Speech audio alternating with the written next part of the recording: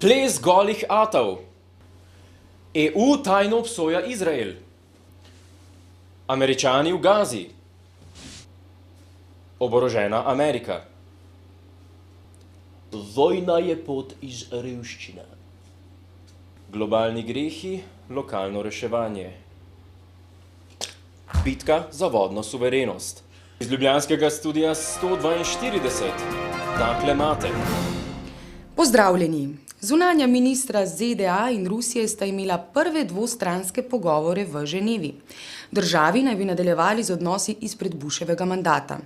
Pogovori so naslavljali množico kriznih območij. Rusija vsaj uradno ne bo prekinila pogodbe z Iranom o dobavi protizračnih sistemov S-300, čeprav ZDA ponujajo prekinitev nameščanja protiraketnega ščita. Rusi pravijo, da je orožje uporabno izključno v obrambne namene, zato njegova prodaja v ničemer ne krši mednarodnega prava. Ameriška stran trdi, da bi namestitev takšnih sistemov ogrožala stabilnost Bližnjega vzhoda in Evrope. Po sestanku z državno sekretarko je ruski zunanji minister naslovil konferenco o razoroževanju. Rusija bi hotela Bližnji vzhod brez jedrskega, kasneje pa še brez kemičnega in biološkega orožja. Za ZDA je potrebno skleniti nov sporazum o zmanjševanju strateškega orožja. Sporazum START 1 je bil podpisan leta 1991 in poteče konec tega leta. Obamovo administracijo poziva k sporazumu, ki bi prepovedal vse podzemne jedrske poskuse, oboroževalna tekma se ne sme širiti v vesolje. Lavrov je zadovoljen z novim stilom Washingtona, ki bo Rusijo obravnavala kot enakovrednega partnerja. Da se ne bo uklonila, je dokazala z ostrimi reakcijami na postavljanje protiraketnega ščita na Poljskem in Češkem ter z bliskovito akcijo proti ameriškemu protežirancu Gruziji. Vse kaže, da bosta imela Medvedjev in Obama prve osnutke novih pogodb pripravljene že na vrhu G20 v Londonu 2. aprila. Pika. I wanted to present you, which represents what President Obama and Vice President Biden and I have been saying. And that is, we want to reset our relationship. And so we will do it together.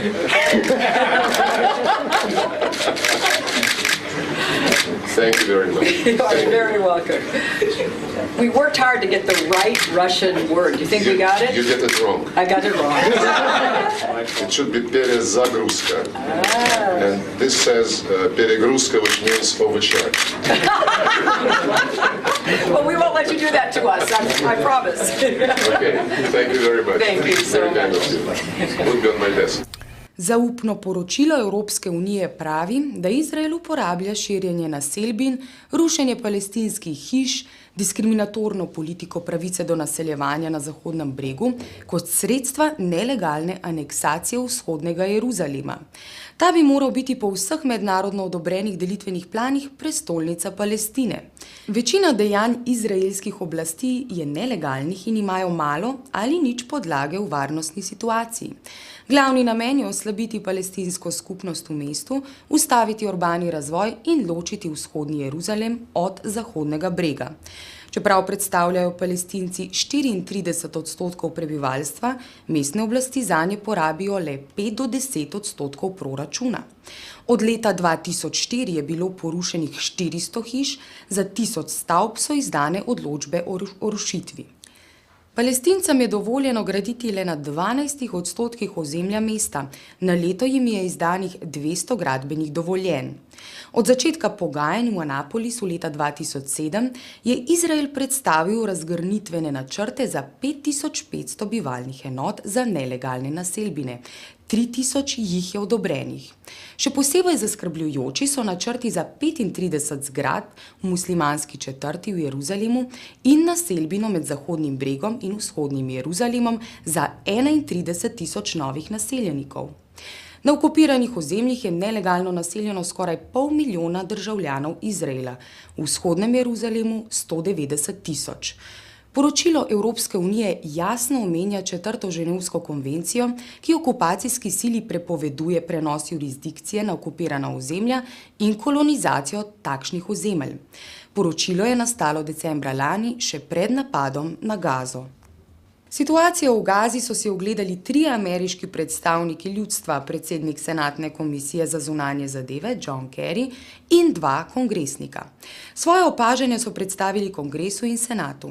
Radi bi videli konec izraelske blokade in spremembe v ameriški politiki do Izraela in Palestine.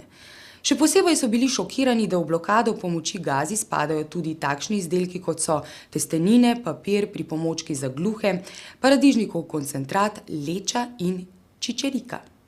Uvoz pripomočkov za gluhe je prepovedan, ker predstavlja varnostno grožnjo. Baterije vsebujejo živo srebro. To je možno uporabiti za izdelavo kemičnega orožja. Tu bi lahko en stavek naredil iz tega. Gremo naprej. Popoln seznam prepovedanih izdelkov je skrivnost tudi za uradnike Združenih narodov in humanitarnih organizacij.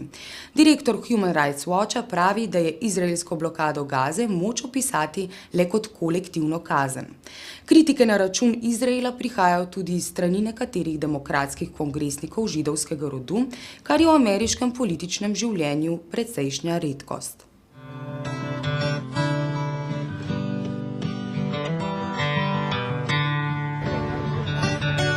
Del ameriškega gospodarstva, ki beleži stabilno rast, je industrija orožja za osebno uporabo. V zadnjem četrtletju minulega leta je sektor zabeležil 42% rast.